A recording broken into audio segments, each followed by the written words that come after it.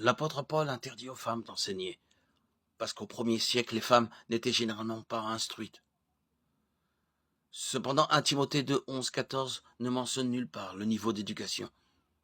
Si l'éducation était une qualification pour le ministère, alors la majorité des disciples de Jésus n'auraient pas été qualifiés.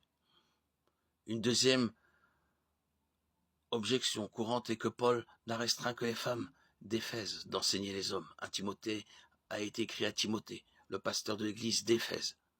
Éphèse était connue pour son temple d'Artémis et les femmes étaient les autorités dans cette branche du paganisme. Par conséquent, selon la théorie, l'apôtre Paul ne faisait que réagir contre les coutumes dirigées par les femmes des idolâtres d'Éphèse, et l'Église devait être différente. Cependant, le livre de 1 Timothée ne mentionne nulle part Artémis, et Paul ne mentionne pas non plus la pratique courante des adorateurs d'Artémis, comme raison des restrictions imposées par la Bible. Cela pourrait faire référence aux maris et aux femmes.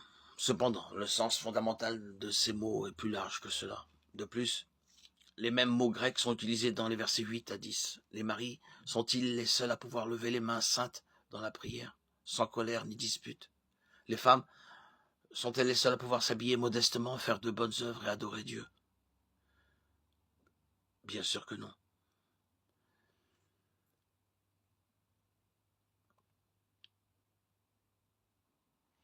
Rien dans le contexte n'indique que les versets 11, 14 se limitent aux maris et aux femmes.